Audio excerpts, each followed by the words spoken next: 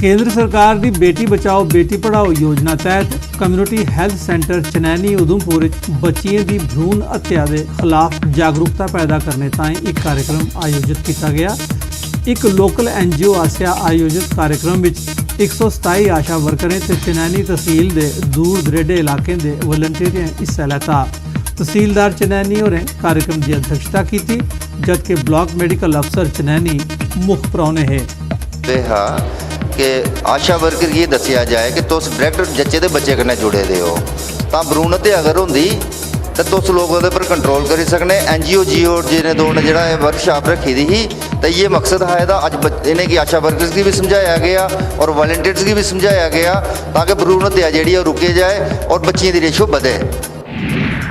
PHE division Rajouri के दिहाड़ीदारें ते need base कर्मचारियों दिन भर धरना दिता।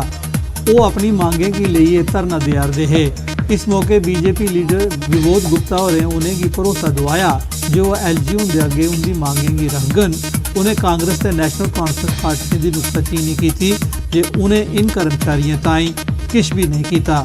असानी जी मैन प्रॉब्लम है वेजिज नहीं है, 2 महीने 3 महीने जी तनख्वाह साड़ी वो बंद है। तो मैं MLC साहब की मीडिया के माध्यम से वाजे पैगाम देना कि असानी जी PIC रिलीज़ करान। शुक्रिया पढ़ाई है कि जो साढ़े नाल उन्होंने प्रैमिस किया वादा किए सन वो वादे तोड़ नहीं निभाए। एक तो साढ़े बच्चे स्कूलों चों कढ़े गए, साड़ी पेमेंट जी है वो उन्होंने नहीं दी।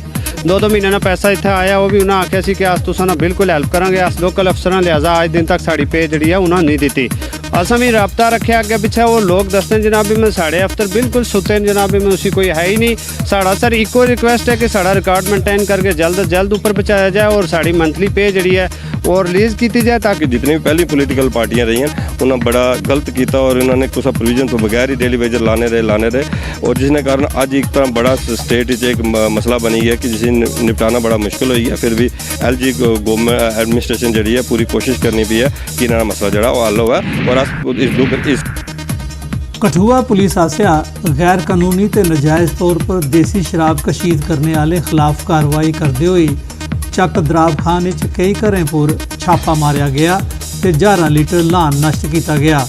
एडिशनल SP कठुआ रमनीश गुप्ता होरें दस्सिया जे शिकायत होने पर यह कार्रवाई की गई। लोकें पुलिस की कार्रवाई का स्वागत किया है। जैसे कि आप सब लोगों को पता ही है कि कठुआ पुलिस ने एक ड्रग्स के खिलाफ एक मुहिम शुरू की हुई है। तो उसके दौरान अभी रिसेंटली हमने काफ़ी ड्रग्स भी पकड़ा, उसमें काफ़ी लोगों को पकड़ा। और जब पुंछ नगर स्थित degree college hostel social forestry ते जंगलात महकमे आसिया बूटे लाने का अभियान चलाया गया। इस बड़ी गिनती छात्र छात्राएं ते प्रशासनिक अधिकारियों हिस्सा लेता।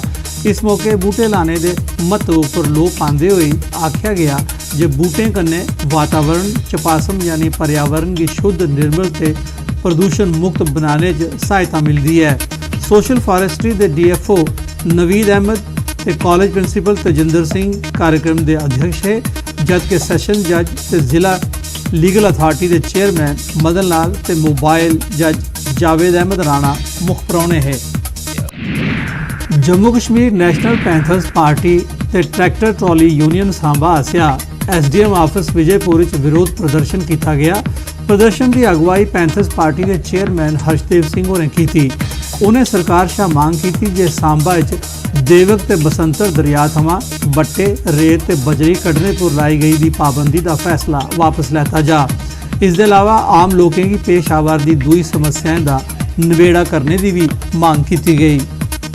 पार्टी सरकार के इस रवैये की कड़ी मजम्मत करती है और अगर जल्द से जल्द इनकी मांगों का समाधान नहीं होता है तो पैंथर्स पार्टी बड़े पैमाने के ऊपर प्रदर्शन करेगी। और उसके लिए सांबा जिला हैडक्वार्टर के Nandani hills conference hall NPC DCS biomedical waste management Ayushman Bharat Pradhanmantri Jan Arogya Yojana PC and PNDT ते कोरोना वायरस के संबंध एक ध्याड़े की वर्कशॉप का आयोजन किया गया। DDC सांबा रोहित खजूरिया उनकी निगरानी चीफ मेडिकल अफसर सांबा डॉक्टर जिंदर समयाल आसिया आयोजित वर्कशॉप BDC चेयरपर्सन जिला सांबा दे ते परमंडल रामगढ़ नड सांबा दे ब्लॉक मेडिकल अफसरें सैनिटरी इंस्पैक्टरें ते दूए स्टाफ ने हिस्सा लेता। डॉक्टर ज्योति जैली होरें वर्कशॉप की शुरुआत बायोमैडिकल वेस्ट मैनेजमेंट बारे तफसीली चर्चा करने की थी। पुंछ जिले च LOC उपर स्थित पहाड़ी ग्रां दिगवार के किसान सरकार आसिया चलाई जा रही रेन वाटर हारवैसटिंग स्कीम के तहत होने वाली मदद थमां खुश हैं। सरकारी सहायता कन्नै उन्हें अपने घरें कोल पक्के तलाब बनाए देन। इन्हें तलाएं च बरखा का पानी इकट्ठा किया गया है। इसका इस्तेमाल वो खेतरें च फलदार बूटे ते सब्जियां की सिंचाई करने के अलावा दूई घरेलू जरूरतें ते माल मवेशी की पलाने ताईं करा करते हैं। इन्हें तलाएं का उन्हें की बड़ा लाभ हुआ करता है। ਜਿਹੜਾ ਇਹ ਟੈਂਕ ਹੈ ਇਸ ਵਿੱਚ ਅਸੀਂ ਬਾਰਿਸ਼ ਦਾ ਪਾਣੀ ਇਕੱਠਾ ਕਰ ਲੈਂਦੇ ਹਾਂ। ਤੁਸੀਂ ਦੇਖ ਰਹੇ ਹੋ ਕਿ ਇਹ ਪਹਾੜੀ ਇਲਾਕਾ ਇੱਥੇ ਪਾਣੀ ਜਿਹੜਾ ਹੈ ਸਾਨੂੰ पीने वास्ते पानी नहीं सी मिल। प्रधानमंत्री जी की तरफ से सेव जल योजना जो शुरू की गई है, इसके तहत हार्टिकल्चर की तरफ से हमने जो करंट प्लांट्स लगाए हैं और एक बहुत बड़ा पॉन्ड बनाया हमने। वाटर हार्वेस्टिंग टैंक है, बर्मी कंपोस्ट है, उसके अलावा वाटर लिफ्टिंग डिवाइस हैं, वो भी फार्मर को 50% कास्ट पे हम दे रहे हैं।